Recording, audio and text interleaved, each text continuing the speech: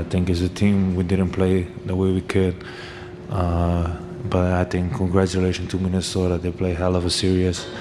They were the better team, honestly. Well, it's official. The Lakers season just came to an end after, quite frankly, just being outclassed by the Timberwolves in their first round series. A team with the star power of LeBron and Luka Doncic are expected to make at least a run in these playoffs, despite whoever the supporting cast is around them. When the Lakers traded for Luka, they knew this team would have flaws, specifically on the defensive end, and the lack of a playable big man really came back to bite this team.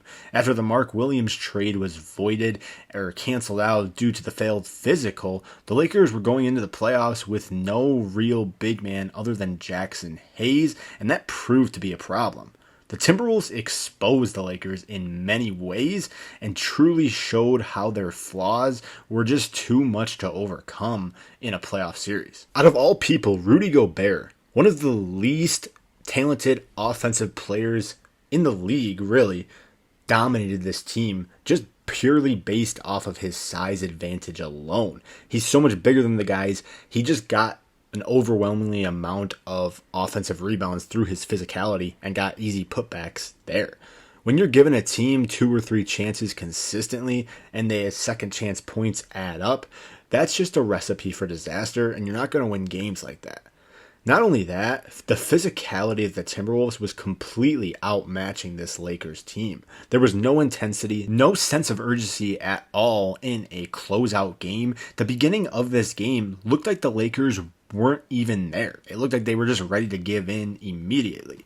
In the second quarter, they started to play at least a little harder and went on a run to make this game close. But even when the game was 4 or 5 points away, it just seemed like the Lakers were working so hard for every basket they made, and the Timberwolves were just getting easy buckets every time down the court. This game just had a feel that it wasn't very close at all. The Timberwolves dominated this game, truthfully. Jackson Hayes did not play at all. Maxi Kleber, who hasn't played in 45 games or something coming off a broken foot, was the only guy to get minutes. That just shows you how much JJ trusted Jackson Hayes, or lack thereof, that he was willing to go with a guy who hasn't played a real game of basketball in months over the guy who usually plays. That was a huge issue, like I said. Rudy Gobert absolutely dominated on the court, and if I'm JJ Redick, I just am questioning. There is no tomorrow, so even if you lose, might as well try something out, right? So throw Alex Len in there. He is a body. You could throw Jackson Hayes in there. They're at least physically the size of Gobert to the point where he wouldn't be able to manhandle them, and if they could at least hold him outside of the paint, they might prevent some of those second chance points, which probably would have resulted in a different outcome. But besides the big man issues, there was glaring issues on the defensive end other than those second chance points. When I say the Lakers team looked like a bunch of just cones out there, I am not lying. Anthony Edwards went by these guys like it was nothing, like there was no one in front of him. He could not be guarded. And that's a testimony for sure to Anthony's great ability. He's a super elite ball handler and explosive in ways that we haven't seen from other players. He's one of a kind for sure. But we have to talk about it. Luka is such an impactful player on the offensive end.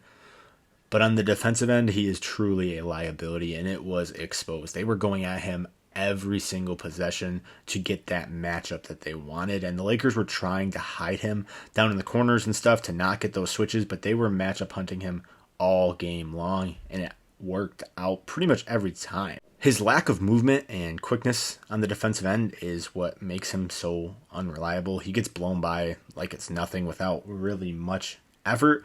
He is trying out there, but his physicality just doesn't hold up, truthfully. And it doesn't help when he has to output so much energy on the offensive end just to maintain these guys in the game and keep an offense running, that he's basically tired by the end of the game, and it showed in Game 4 and in Game 5 at the end. And when JJ doesn't put anyone else in or can't trust anyone, it is difficult for these guys to really give full effort when they're exhausted out there. Luka's conditioning has to be better if this team wants to make a championship run next year or in the years to follow.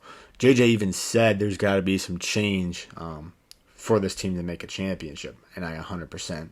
But the sheer lack of intensity and just willing output from this Lakers team was so evident on the court that you couldn't even tell that this was a playoff game. They looked flat out there. And that brings me to my next problem, which is on the offensive end and not the defensive end.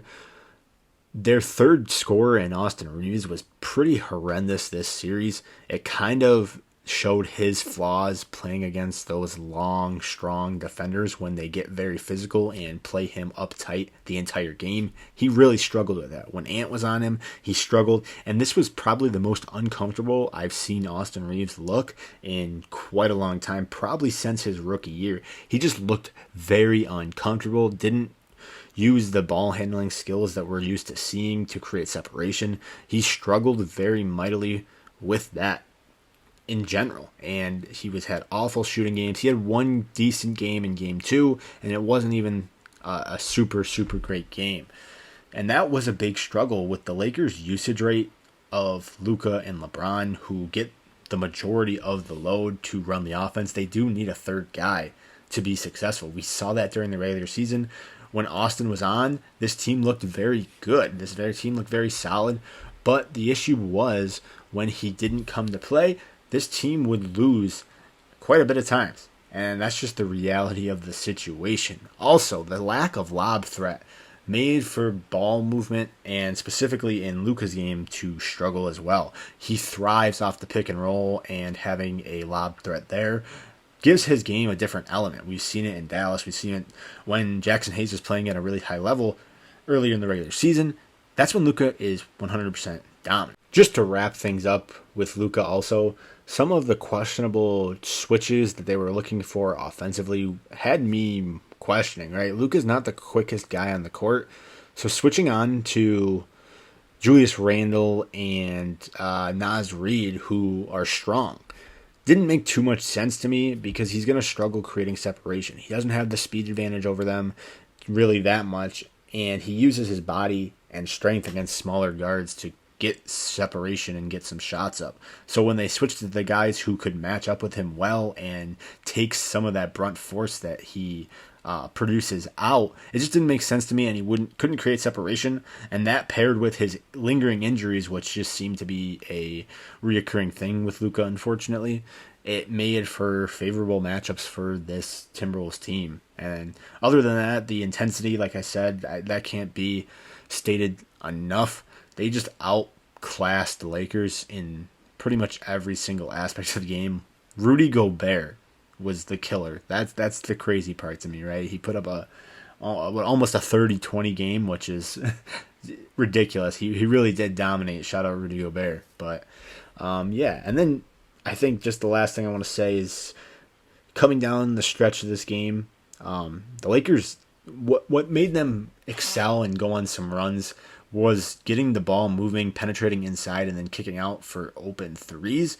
And then they went away from that. Just went to hero ball, like I said, with not favorable matchups. That didn't make sense to me. It kind of led to their downfall, in my opinion. And then the others, quote unquote, Jaden McDaniels, Nickel, Alexander Walker, Naz Reid, they completely outplayed the Lakers' others. Austin Reeves, like I said, was horrendous. Gabe Vincent didn't really do much.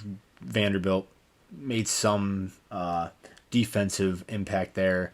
The only other guy who came to play really that was a role player for the Lakers was Rui Hachimura, who was pretty solid in a lot of these games. He knocked down open threes, created shots off the dribble, which I thought was pretty, he did his role. He played his role for sure, even went above and beyond some of these games. But that was my thoughts on the Lakers, honestly. And where do they go from here? Who knows? They obviously have to make a drastic change for this team to be successful moving forward. But the future is bright when you got Luka Doncic for sure. And yeah, we already knew this team wasn't probably going to compete. I think they were overhyped just because of the crazy acquisition trade that they got with Luka. And then kind of just some false hope with that defense that they had for like 20 games in the beginning was solid. And it was probably more just hustle and heart than schematic, anything there. And it definitely evened out when the playoffs came. The true defense of this team showed. So yeah, that's pretty much it I have for this video. Yeah, peace.